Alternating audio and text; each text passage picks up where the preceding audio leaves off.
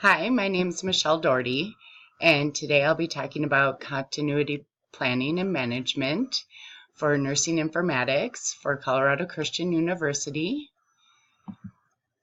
Healthcare providers have an obligation to determine how a disaster may affect the delivery of services and identify strategies related procedures to ensure the availability of information and the continuity of care on a 24-hour day, 7 days a week basis. Electronic medical records and EMR are a normal part of everyday healthcare. With this being said, continuity planning and management in a disaster situation is a must. Disasters can be defined as natural, man-made, or technical. Natural disasters include floods, hurricanes, tornadoes, earthquakes, wildfire, or thunderstorms. Man-made disasters include terrorist attacks, biothreats, explosions, theft, or computer crimes. Technical disasters include power outages, application failures, phone line outages, and operating system failures. Continuity planning is the creation and validation of a practice logistical plan for how an organization will recover and restore partially or completely interrupted critical functions within a predetermined time after a disaster or extended disruption. The Health Insurance Portability and Accountability Act of 1996 requires that all healthcare organizations have a disaster recovery plan, a DRP. These plans must provide for immediate or temporary recovery from a disaster situation.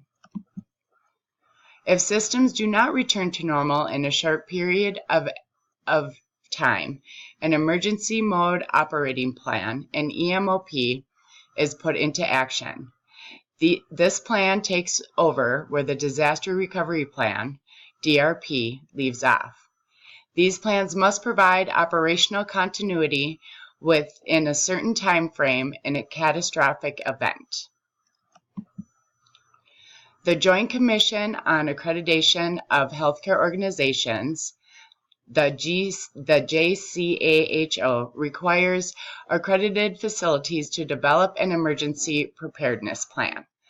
The Commission further requires that facility staff receive education about the plan and process, the skills and responsibilities necessary if called upon to improve the plan. These are steps an organization can take to implement a continuity plan. These steps include the solution design stage, implementation stage, test and acceptance stage, and the maintenance stage. All of these steps ensure that the plan will work to be efficient for an organization and its specific needs. Each organization is going to have different needs from a continuity plan. A hospital may have many different systems that need to be considered, whereas a small clinic may only have one system to consider. This is why these plans need to be specific to each organization. After the plan is put into place, a continuity plan manual should be kept available to employees at all times and kept up to date so there is no confusion if a disaster occurs.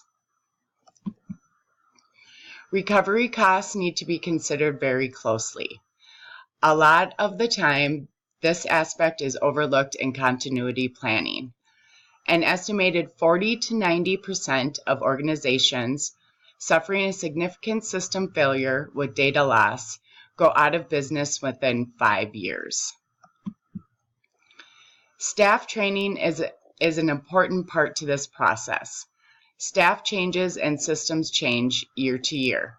Refresher training is essential to ensure the plan is executed as needed in a disaster situation. A yearly review or a mock disaster may be beneficial also. There are many advantages of continuity planning, from identifying problems in an organization and improving on them. Give security to patient records, reporting test results, billing for patient care, compliance with HIPAA requirements, backup procedures for systems, and allows time for the restoration of the organization's systems. There are associations that can be helpful for healthcare professionals. The American Medical Informatics Association has articles, journals, workshops, and certification for healthcare professionals. Associations like this one can help keep up to date with technology that is always changing. The future will bring greater attention and regulations for organizations in continuity planning. Patients expect a greater level of service and security.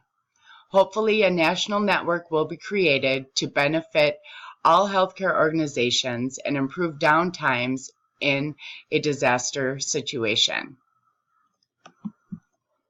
We never know what tomorrow is going to bring, so being prepared for different disaster situations is a smart move for any healthcare organization. We want to have staff that can perform in these situations and have patients feel comfortable and receive the much needed care in disaster situations.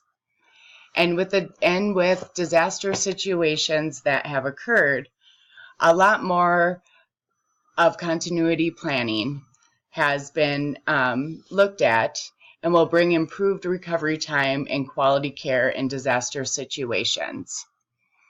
I think with everything that has happened with hurricanes and everything else, organizations are beginning to realize how important these are to have in place.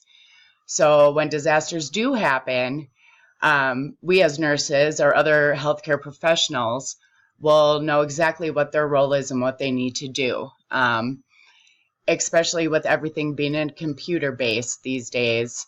It is a very important piece to what we do day to day in nursing situations. Thank you for listening and have a great day.